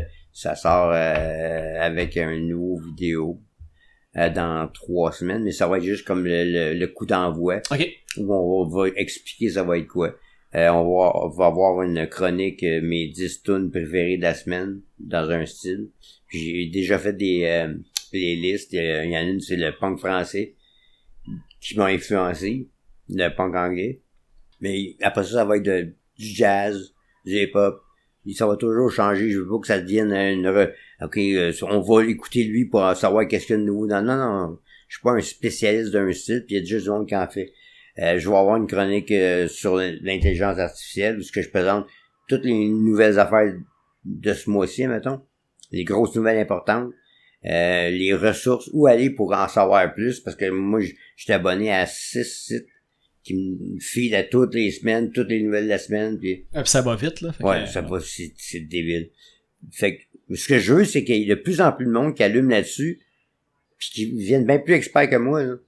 Allez-y. Mais il faut s'intéresser à ça. Il y a des dangers, mais pas juste des dangers. Il y a des choses hallucinantes à faire avec ça. Puis il est trop tard, c'est parti, là. Ah ouais, c'est ça. C'est comme quand l'Internet est arrivé, c'était un peu le même genre d'émotion qui se passe en ce moment. Que le monde soit contre, ça change pas grand-chose. Puis quand Elon Musk, il dit « Oh, il faut ralentir », c'est comme « Qui tu ralentis-tu, toi? » Ah non! Ouais, c'est ça. Ok, fait que tu dis à tout le monde de ralentir pendant que toute ta compagnie, vous continuez full pin. Ici, c'est comme de la psychologie inversée, là, Ben, quand ils c'est disent ça. quoi, le monde font. Comment avoir un monopole en disant à tout le monde, là, touchez pas à ça, c'est dangereux. Les gros joueurs, présentement, continuent full pin m'en sortir. Ah, c'est vrai. Tellement. Elle veut se faire interviewer, elle, avec, je pense. Non, elle veut me faire chier. C'est sa fonction principale dans la Ok, vie. ok. Mais c'est ça, fait que je veux que le monde s'intéresse pour que quand il y a des affaires élevées, l'encadrer, savoir demander au gouvernement quoi. Parce qu'on c'est sûr que les gouvernements, là, ils n'ont pas encore compris l'Internet. Ben non, c'est ça. Ils sont encore en train d'essayer de pouvoir comme retenir des preuves sur le web pour comme accuser des gens qui ont fait des affaires Ouais. criminelles qu'ils savent, mais qui Et font quelque la chose de société tangible, a fait que- pas encore assimilé et réussi à vivre avec les médias sociaux. La révolution que l'Internet a été, avec la révolution industrielle, le feu, prends toutes les petites révolutions qu'il y a eu, ben l'intelligence artificielle est plus grosse que tout ça ensemble. Puis l'affaire, c'est ça, c'est ça le danger que je trouve, c'est que, bon, l'invention du feu, révolution industrielle, t'as eu des siècles, ben des millénaires. Là, entre révolution industrielle, on va dire, l'Internet, t'as eu 2 siècles et demi à peu près, plus ou moins. Max. Puis là, entre l'Internet et l'intelligence artificielle, t'as eu comme 40 ans. Fait que là, c'est le danger, c'est que là, l'évolution, c'est, tu sais, il y a du exponentiel, puis il y a du Ouais. super exponentiel. Ah puis ouais, c'est ça qui se passe. puis c'est pour ça que on n'arrive pas à s'adapter. Puis l'AI évolue beaucoup plus vite que les experts comprennent. Fait Ouais. que le peuple, oublie ça, là. C'est impossible à suivre. Tu vas-tu faire comme une espèce de... Tu sais, ça va être souvent des épisodes de quoi, comme 30 minutes, 1 heure, ou tu vas faire... des- Genre 1 heure avec Ok. 5-6 capsules. Ok. Il y en a une sur les podcasts que tu vas être invité à venir faire ton pitch de podcast. Puis, Ben, parfait, ça va me faire plaisir en je plein veux honneur. avoir Eric aussi, Eric Bed de PPR, puis Christophe Brochu, Punk Rock Radio. plein de monde. Ouais. Parce que, Il y en a beaucoup des bons là, qui se font là, en ce moment, Ah pas ouais. sur la musique. mais Fait que- aussi d'autres podcasts sur un de mes chums qui fait un podcast sur le jeu de société et jeux vidéo. Ok. Il va faire un petit 15 minutes par semaine. Mais c'est ça, c'est que le côté podcast, c'est que là, je sais pas à travers le monde c'est comment, mais j'imagine que c'est un petit peu la même chose. Tu sais, les humoristes ont beaucoup le monopole du podcast rentable, populaire et tout. Ouais. Mais ce que le monde comprenne pas, on va dire, entre guillemets, monsieur et madame tout le monde, c'est que tu peux littéralement googler le sujet que tu veux en podcast, puis tu vas trouver plein de podcasts super niches sur tes intérêts personnels. Ouais. Tu sais, comme, juste, tu sais, moi, je vois mes chiffres sur, moi, c'est le punk rock québécois. Puis tu sais, c'est pas des milliers de personnes qui écoutent ça, tu sais, mais sauf que l'intérêt est là, puis les personnes qui écoutent ça sont passionnées, puis l'intérêt, c'est comme une espèce de truc qui nous permet d'avoir des discussions entre deux passionnés comme ce qu'on a en ce moment, tu sais. puis les podcasts, de par leur les qualités de tes défauts, c'est jamais big, c'est jamais hyper rentable. Fait que pourquoi tu fais ça d'abord? Parce que j'aime ça. Ouais. Fait que ce que tu perds en côté glamour, tu gagnes en côté passionné. Puis intérêt, Qui, tu sais, qui aiment ça, qui veulent aider la scène locale, qui veulent aider leur sujet qu'ils ont décidé de prendre, la bouffe ou n'importe quoi. Mhm. C'est un podcast de bouffe, pas de faire la peine, mais il y en a 6 millions. Là. Ah, c'est ça. Fait que ouais, mais je l'ai fait parce que ça me tente, j'ai de quoi dire. Bon, ben, go. Tu sais, c'est soit que je nourris ma propre passion ou que j'écoute Netflix après mon chiffre puis je m'en vais me coucher à la fin de la soirée. Tu sais, j'aime bien mieux faire de quoi qui stimule mon intérêt puis mon intellect puis qui me Ouais, rend compte à des en personnes. même temps, c'est tout le monde a besoin de sentir qu'il avance, qu'il évolue, qu'il il accomplit quelque chose. pas stagner, là, c'est super important. Là, Ouais. Fait que, ouais. Un podcast, c'est pour justement progresser personnellement et espérer que ça va avancer d'autres mondes. Tu sais. Est-ce que tu veux faire des saisons ou tu veux le faire, disons, 1 fois par mois, 1 fois par 2 Une semaines? fois par ou, mois, probablement. Ok. Parce qu'avec les pingouins, le temps pis tout, c'est un peu compliqué, là, les horaires pis tout. Ouais, l'été, ça doit être un peu plus occupé aussi avec les shows. Pis Ouais, tout, c'est ça. Fait que on va faire peut-être 2 cet été. Ça va commencer à être plus régulier en septembre. Cet été, je m'attends à en faire 2, 3, 1 par mois. Puis là, en septembre, dépendamment de ce qu'on est, peut-être un peu plus. Et si je fais un volet où ce que j'invite des musiciens, puis ouais, ok, mais je veux pas essayer de provoquer de la magie. Je veux qu'il y en aille. S'il y en a pas, on le fait pas, là, on le présente pas. Parce que j'ai vu plein de podcasts, justement, où c'est un gars qui reçoit des bands, puis il joue une tonne d'eux autres. Ok, mais hyper pas intéressant. Oh, ouais, mais c'est ça, c'est un petit peu de créer le moment magique, mais souvent, ce qui est triste de ces podcasts-là, parce qu'ils le font aussi en humour, tu sais, on dirait qu'ils vont tout le temps pour le gag, mais tu sais, il y en a peut-être 1 sur 5 qui va fonctionner, mais les 4 autres vont échouer, mais ils le laissent au montage. Ouais. Là où il y a les meilleurs moments, normalement, c'est quand que tu laisses la discussion aller, puis tu sais, comme... je veux dire, comme, tu sais, les informations que tu m'as dit tantôt sur comme le côté métal au cégep, pis toutes ces affaires-là, tu sais, je veux dire, c'était pas dans mes questions, tu sais, ça devient des fois dans la discussion naturelle qu'il se passe des choses. Ouais, puis la façon de créer de la magie, c'est pas d'avoir une vision de, ok, on va faire ça, puis on va faire ça, puis on va faire ça, fait que ça va pas. Non. Mets des magiciens dans une pièce, puis ils vont faire la magie. Fait que moi, je pogne un accordéoniste qui fait des mariages ukrainiens. Je pogne un bassman funk, puis Hugo Mewdy, puis je dis ok, on invente une tune, puis on jamme une tune. Personne sait où on s'en va. Probablement qu'on va avoir de quoi de magique. Ah ouais, et c'est sûr, sinon, ouais. on va tellement rire de comment c'est mauvais que ça va être le bout de magique. Mais j'ai vu bien des Saint-Jean-Baptiste où ils prennent un artiste émergent new rap québécois avec une fille un peu plus new age synthé. Il va faire une espèce de mash-up des générations. Ouais, puis ça va être génial. Puis non, c'est pas génial, c'est plate. Ouais, souvent c'est super corporate aussi, là, ouais. ces grosses fêtes-là aussi. C'est de la magie préfab. Exact, ouais. Ça n'a aucun intérêt, tu sais. Ouais, c'est ça. Sur papier, t'aurais... Ouais. Tu sais, dans la réalité, t'aurais voulu que l'idée soit meilleure que le résultat, on va dire. Ouais. Ouais. Même sur papier, ouais, c'est ça. Ça sera pas bon. Je te dis tout de suite, je le sais, ça sera pas bon. Mais là, juste avant que j'oublie, parce que c'est mon genre, là, comme en fin de podcast, de comme oublier des trucs. Mais là, cet épisode-là devrait sortir le 6 juillet. Fait que le 6 juillet, je sais pas si, tu sais, je pense que j'enregistrais pas malheureusement au début. Mais je sais que t'avais dit que pour les Vilains Pingouins, il y avait quelques trucs qui allaient s'en venir aussi cet été. Ouais, puis mais d'autres, ça, on regarde mon calendrier. Parfait. On joue à Sherbrooke le 22, puis à Saint-Siméon le 28. De toute façon, les autres affaires aussi, tu sais, j'avais tout le temps le monde aussi à aller suivre les pages des invités. Puis, Vilain Pingouin, une super belle page web aussi avec toutes les informations qui se trouvent Ouais, là. puis on la revamp ces temps-ci. Là, okay. Sinon, j'avais vu ça. T'as-tu aussi des shows solo? Parce que j'ai vu que t'as fait une couple de trucs avec Jean-Michel Soud. Ça s'en vient. Ça, c'est mon playlist de podcast de band de punk français. Quand même. Et puis juste de penser que là, tu t'as nommé Mano Negra, Parabellum, Les Souris Déglingués, Les Rats, Garçon Boucher, Los Calayos, Berrurier, Pigalle, Wampas, Ventilator, je connais pas ça. Ventilator ou ouais, Ventilator? C'est un band pas connu, mais on a joué avec eux autres. Puis ça, c'est toute la gang avec qui vous teniez là. C'est quand même fou, là. Ouais. Est-ce que t'es allé voir les Ramoneurs de Menhir récemment quand ils sont venus? Non, j'ai pas pu, mais j'ai le gars qui les a fait venir m'a parlé, c'est juste que ça donnait pas d'index. Charles Macadam, ouais. Un autre raconté. Justement invité là, du podcast que je pose des questions sur une époque que je connaissais un petit peu moins justement. Super sympathique aussi. C'est un autre passionné qui va t'en donner pour ton argent. Oh, ouais, vraiment.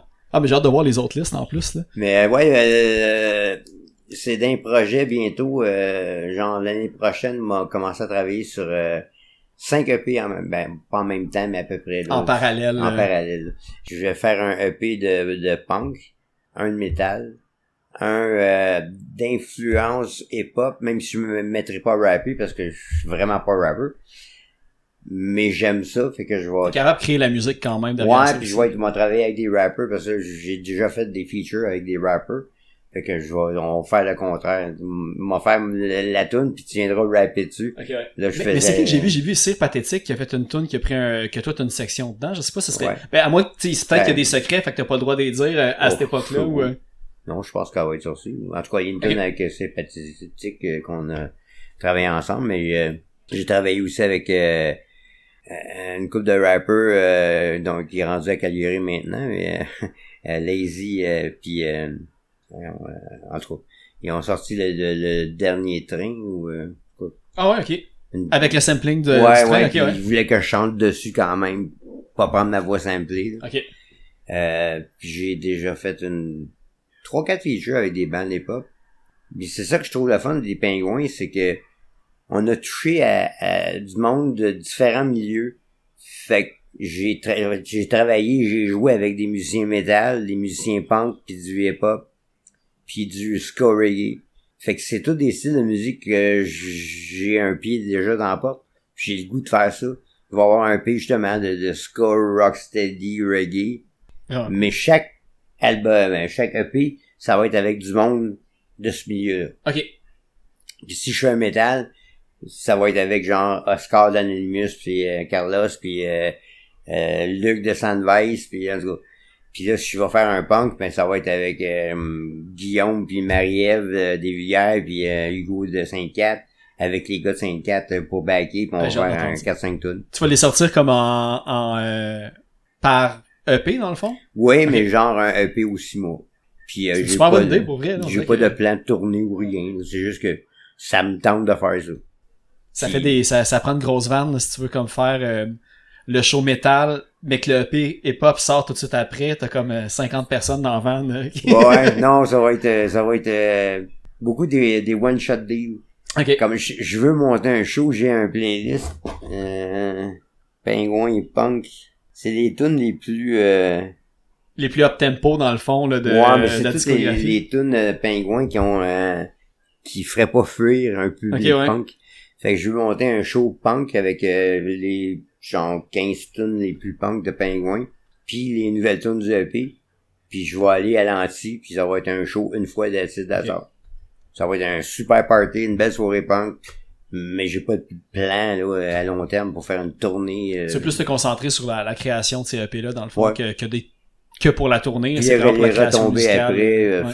on verra, je m'en fous un peu. Parce qu'il y a eu coup de cœur, coup de main. Ouais. Puis, il me semble que je comprenais qu'il y allait avoir Ouais. comme un troisième On volet à travaille ça. sur le que- troisième. OK, puis, fait qu'il y a ça en plus des 5. ouais, c'est ça. Mais le troisième, il est...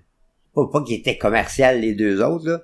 Mais celui-là, il est vraiment pas commercial. Ok. Il y a pas de hit dessus. C'est des tunes juste parce que ça nous tente. Il y a une tune à lettre, c'est Mets plus de cloches. À cause de la joke qu'ils ont fait sur nous autres dans Saturday Night Live Québec. OK, ouais. Avec Norman Brathwaite, qui copiait un sketch...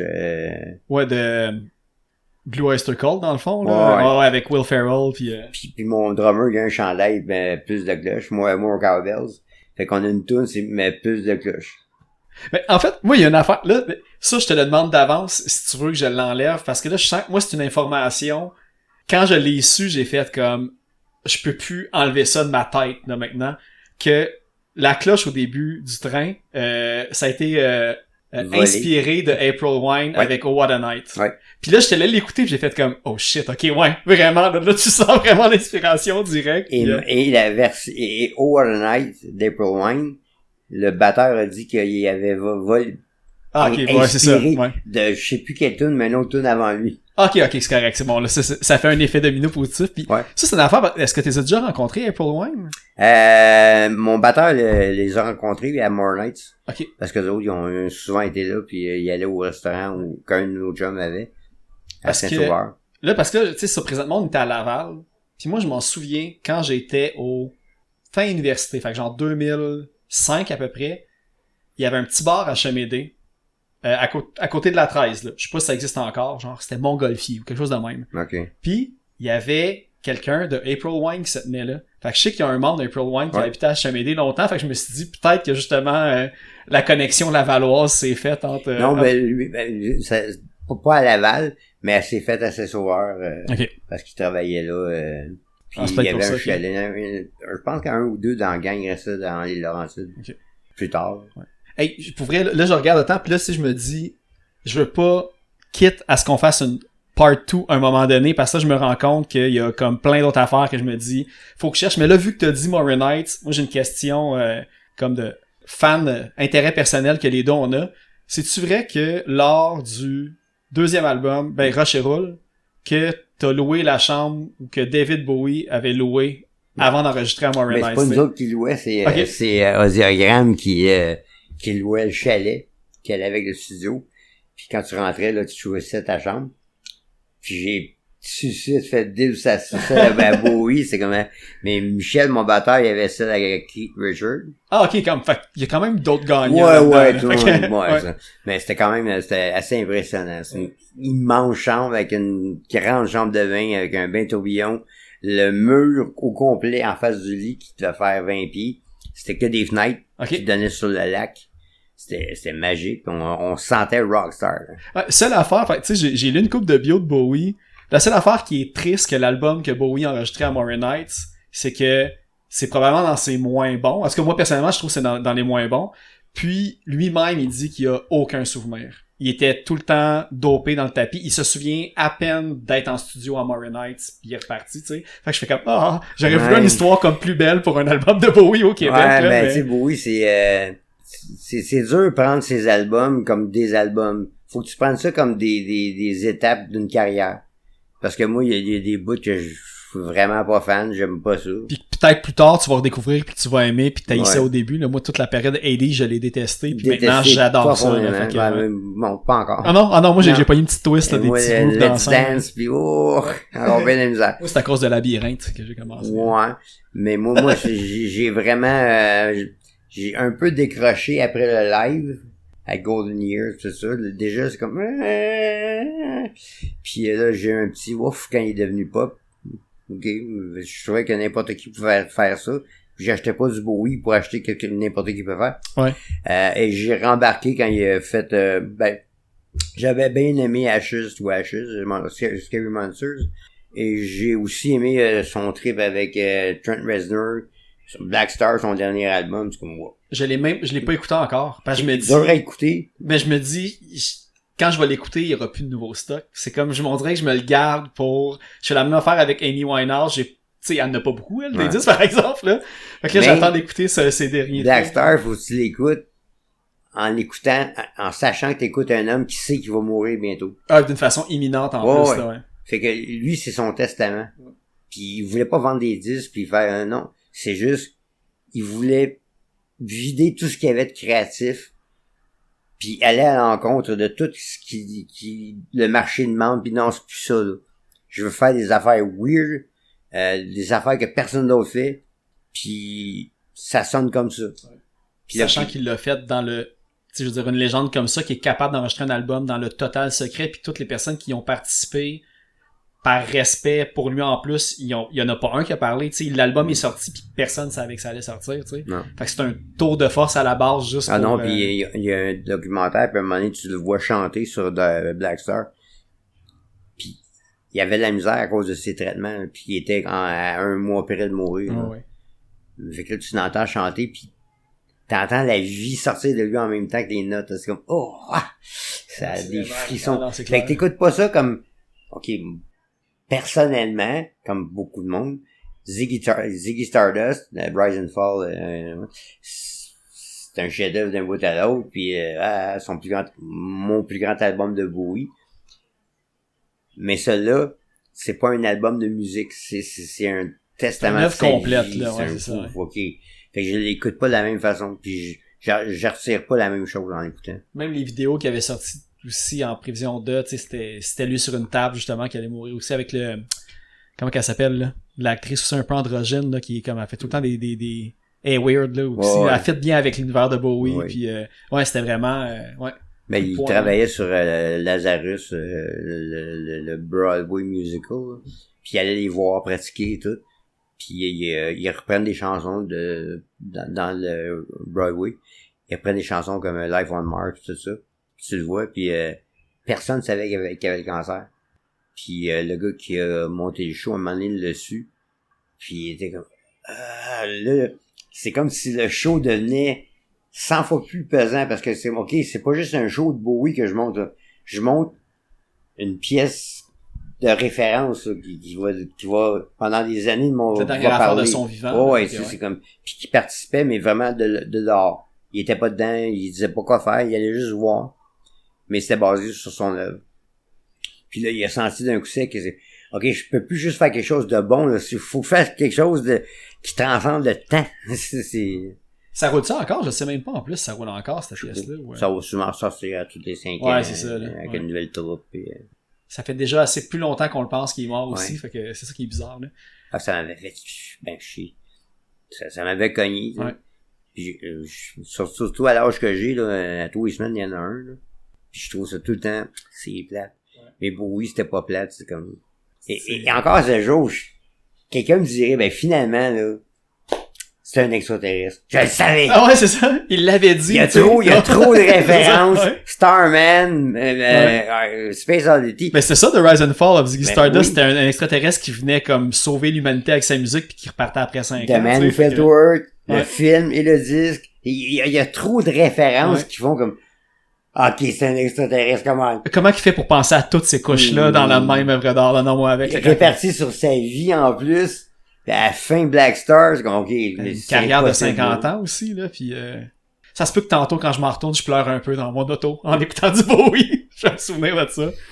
Mais, hey, ben, pour vrai, merci beaucoup. J'espère qu'on aura la chance de faire une part 2, parce que j'ai encore plein de questions, mais évidemment, je veux pas étirer ça pendant 3 heures. Gros merci de m'avoir invité. Ben, tu vas être invité à notre podcast, fait qu'on fait un double duty. Ah, c'est podcast. ça, comme un petit 2 pour 1, là, un Ben petit... ouais. Nous ouais. autres, c'est pas long, c'est 15 minutes pour qu'on parle de ton podcast. Ouais. Fait qu'on va faire ça, bing bang, 15 minutes. Moi, ça fait plaisir. En plus, ça me permet de revenir très proche de mon Sainte-Dorothée natale aussi, d'où j'ai grandi. Hey, puis je le sais comment finir ce podcast-là, ok? Ça, c'est une affaire. Je me l'étais mis en note, je me disais, hey, faut que j'y en parle, mais je sais pas, je vais le dire à micro ouvert. C'est un petit peu gênant. Disons, entre 99 puis 2001, je travaillais au Jean Coutu de Sainte-Dorothée. Puis, moi, au primaire, j'avais commencé à écouter les Pingouins. Tu sais, tout le monde, tu sais, j'étais comme peut-être en 5-6e année, tout le monde écoutait les Pingouins. On se faisait des t-shirts des Pingouins, tu sais, genre des t-shirts blancs puis au marquis. Tu sais, on se faisait des t-shirts punk DIY. Fait que là, moi, j'étais tout le temps resté avec cette note-là que, hey, les Vilains Pingouins, c'est le gros band au Québec. Fait que là, rendu au cégep, j'étais commis. Puis là, tu sais, des fois, 5 minutes par jour, je faisais la caisse, puis t'étais passé à ma caisse. T'avais acheté un livre de recettes, genre dans les sections des recettes. Puis là, je t'avais demandé, tu veux-tu ta facture? Il dit non, c'est correct. Puis moi, j'avais gardé ta facture. Puis j'étais comme, j'ai la facture du livre de recettes de Rudy Kaya. Je l'ai jeté par après, là, mais j'étais comme, c'était comme une espèce de mémorabilia pour moi de faire comme, tu sais, j'ai un échange avec... À un moment donné, quelqu'un, justement, m'avait parlé d'une affaire. Puis je donnais comme exemple que parce qu'il parlait de Michael Jackson, puis il disait quelque chose par rapport à lui qu'il avait fait en quelque part. Tu sais, quand quelqu'un de connu, pis ça c'est la même affaire pour Michael Jackson ou moi, là, c'est que quand tu rentres dans un dépanneur, tout ce que tu fais, si Joe Jacques qui rentre pis il regarde un penthouse dans le dépanneur, le commis s'en calisse. Mais si moi je le regarde, il va dire hey, le gars des Pingouins, il a regardé un penthouse. Ça va devenir anecdotique. Ouais, là, c'est quelque chose de plus que ça devrait être, là. J'avais dit que justement Michael Jackson, il n'y a pas une place sur la terre que quoi qu'il fasse, c'est pas plus grand que n'importe quoi. Fait que c'est normal qu'il soit un peu fucké et fou, là. Ah ouais, ça doit te fucker la tête complètement, là, de devenir à ce niveau-là. Et je pense que c'est une des raisons pourquoi nous autres, on a consciemment... on a eu bien du fun d'aller en France, mais quand on a vu ce que ça prenait pour marcher là-bas, ce qui veut dire genre vivre là, minimum 6 mois par année pendant 4-5 ans, puis moi j'avais une femme puis un petit... on oublie ça la carrière change tout, là, internationale. Et j'avais vraiment pas envie d'être big. Je regarde le monde big, puis je voudrais tellement pas avoir leur vie, c'est comme ça. Fait que moi, je voulais être le moins connu, juste local. C'est en masse. Tu voulais que ça se limite à un gars qui garde ta facture de livre aux J'ai gens coutus dans sa rien poche. qu'à aller au West Island, puis y a personne qui se colle Ah de moi. ouais, c'est ça. Fait que j'ai dit, ben c'est parfait. Fait que je peux bénéficier de faire ce que j'aime dans la vie et pas subir d'être que ça. Parce que quand avoir à parler des mêmes affaires. Mais tu sais, sûrement en plus, ça doit être plate de... Tu veux pas virer quelqu'un de bord parce que tu vois que l'autre personne est intéressée à ce que tu fais, mais, ouais, puis surtout mais ça moi, te tente pas tout le temps je de parler. suis genre, si quelqu'un s'intéresse à ce que j'ai fait, ben oui, je veux y parler. Ouais. Mais là, à un moment donné, quand tu fais ça mondialement, ben, t'as plus de vie. Tu n'es que le personnage. Moi, je peux être le chanteur de Vilains Pingouins, mais je peux être moi-même aussi. Puis, les Pingouins, on a toujours vendu, on s'est même fait reprocher au début qu'on avait trop un pied dans la salle, puis pas assez sur le stage. Que le moment donné, c'est bien beau, mais t'es pas Monsieur Tout-le-Monde. Ouais. Puis nous autres, non, on est Monsieur Tout-le-Monde. Ouais. C'est ça que... Puis le pire, c'est que le public aime encore plus ça, tu sais, cette proximité-là, c'est magique. Oui, mais oui et non. Parce que je me suis rendu compte que le monde veut que tu sois une vedette. Parce que c'est un peu comme un billet de 6,49. C'est une possibilité. Ah, ok, fait qu'un jour, je pourrais devenir super connu, puis ils veulent pas se faire dire que, oh, mais si tu viens super connu, tu vas être pareil comme t'es là. Hein. Il y a rien de spécial, là. Fait qu'ils veulent espérer qu'il y ait quelque chose de mieux. Fait que quand tu joues pas à vedette, t'es déçois quasiment parce qu'ils disent, OK, mais que si je deviens célèbre, même maudit mal. Pourquoi je voudrais devenir comme ça, c'est pour rester au normal, mais dans le fond, c'est l'idéal, c'est le meilleur des deux mondes, là. C'est le vivre de ton art puis de pas avoir la tête. Mais regarde aujourd'hui, le monde, ils veulent donner des célébrités. Ils sont prêts à tout. Et si c'est par la musique, OK, mais si c'est par la danse, sure, n'importe quoi pour être célèbre. Fait que t'as plein de influenceurs qui ont aucun talent dans rien, hein. Mais leur talent, c'est leur visibilité, mais à la base, il y a comme un vide aussi qui se crée. Fait que moi, c'est pas ça que je voulais pantoute. Je voulais pas être une célébrité, je voulais faire la musique. J'avais vu une entrevue à un moment donné avec Gilles Villeneuve, puis le journaliste il avait dit ouais, mais vous avez une réputation d'être un mauvais interviewé. Il dit ben moi dans la vie, je conduis vite en maudit. Je conduis plus vite que tout le monde. Je conduis un char de course là, comme ça n'a pas d'heure. Mais je suis pas un gars qui répond à des questions. Mon talent, c'est de conduire des chars vite. Fait que si je suis pas bon dans l'interview, mais posez-moi beaucoup de questions. C'est ça. Le monde veut tellement que ce soit comme des personnes sans failles, en fait. Ben non, dans le fond, parce que même quand les artistes ont des failles, ils aiment bien s'en parler. Oh, ouais. Mais comme tu dis, deux c'est côtés, tout le temps l'illusion. Ils aiment l'illusion. T'es super big, il doit y avoir des affaires... Oui, il y a des affaires un peu tout croche comme tout le monde, là, comme toi. Fait que le monde veut pas se faire dire que c'est pas mieux que qu'est-ce qu'ils ont déjà. Il y avait une tune, c'est la seule tune que je peux dire que j'aime de YouTube. Quand tu dis it wasn't what I was looking for, je sais pas trop, là. Mais c'est quand même ça, parce que tu penses que OK, quand je vais accéder à ce statut-là, ça va être ça. Puis quand t'arrives, tu dis OK, il y a rien de changé. C'est la même affaire. C'est de regarder ailleurs, voir si c'est là que ça se trouve. Fait que tu passes ta vie à rêver que tu vas pogner, puis quand tu pognes, tu te rends compte que c'est pas en tout ce que tu pensais, puis OK, fait que là, faut que je me trouve un nouveau rêve, là. Fait qu'il y a une sorte de petite déception quand tu réussis, que ce soit rien que ça, puis pas plus. Mais nous autres, on n'avait pas d'attente, puis on voulait pas que ce soit plus. Fait qu'on s'est arrangé pour que ça reste toujours local connu, mais on est comme monsieur tout le monde, puis j'ai pas le goût d'être plus que ça. Tu vois, moi j'avais des attentes avant notre rencontre, puis ils ont tous été rencontrés, comme tu l'as dit. Pas d'illusion, que juste un sympathique personnage et encore très peu de musique, puis j'ai hâte d'entendre, là tu viens de me craquer là, avec tes 5 EP, là, puis le EP des pingouins et tout, fait que j'ai bien hâte d'entendre ça. Alors ça va être bon, parce que ça va être juste des trips avec des amis. Voilà. Qui font déjà très bien chaque style, fait que moi je me paye un trip. T'as le droit. Ouais. Tu le mérites. Fait que merci Rudy. Ben merci beaucoup.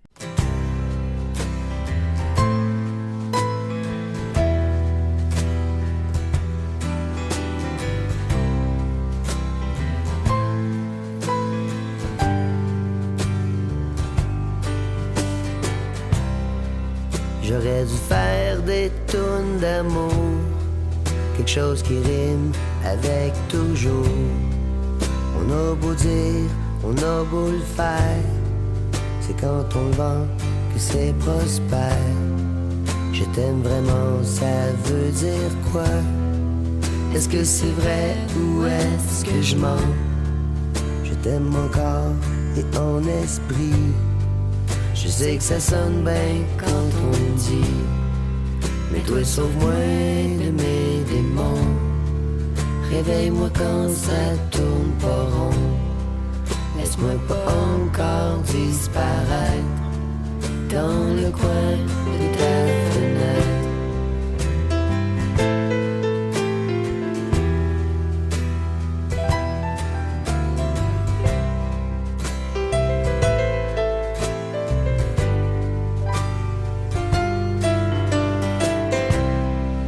Faire des chansons de mal-aimés, construire des îles pour les naufragés, être sincère en faisant semblant, des fois c'est quand même assez payant.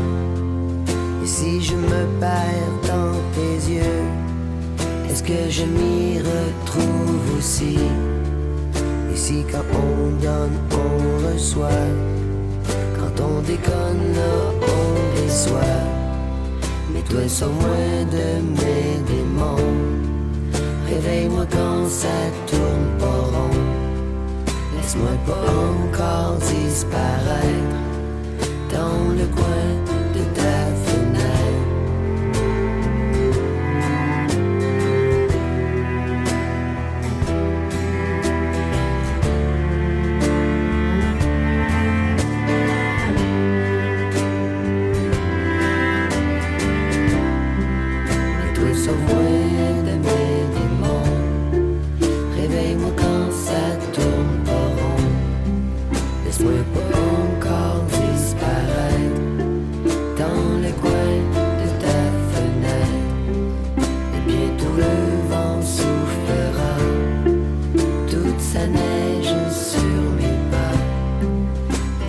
effacer les traces de mon chemin.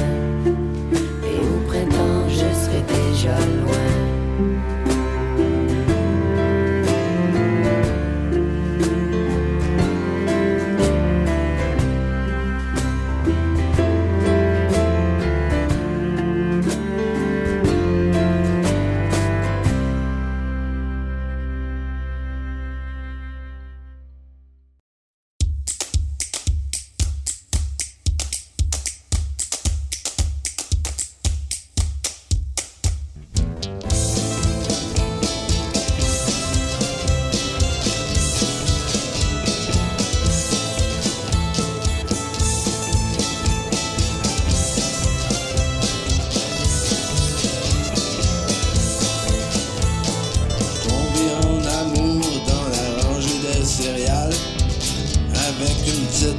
Quelqu'un de plutôt banal.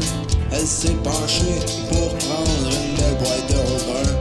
L'idée m'est venue nous inventer un point en commun. Depuis 7 ans, je suis pogné pour manger des fibres. Je suis pas mal plus régulier, mais pas mal moins libre.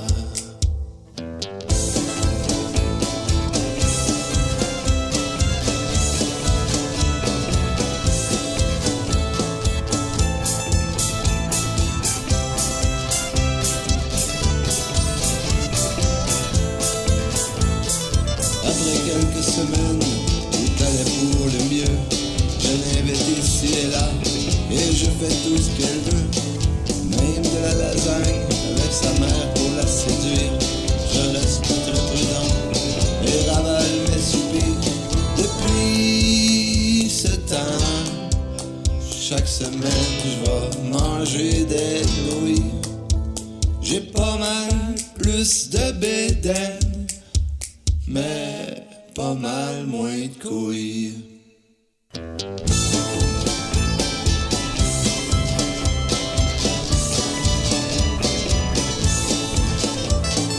déménage avec elle dans un bel appartement. Je ne fais jamais la vaisselle et je ne paye pas souvent. Après tout c'est de ma faute, j'ai voulu être son prétendant. Prétendre être un autre, ça fait toujours son temps. Depuis 7 ans, elle se plaint que je ne suis plus le même. Je suis pas mal plus comme avant, pas mal moins celui qu'elle aime. Pa-la-la.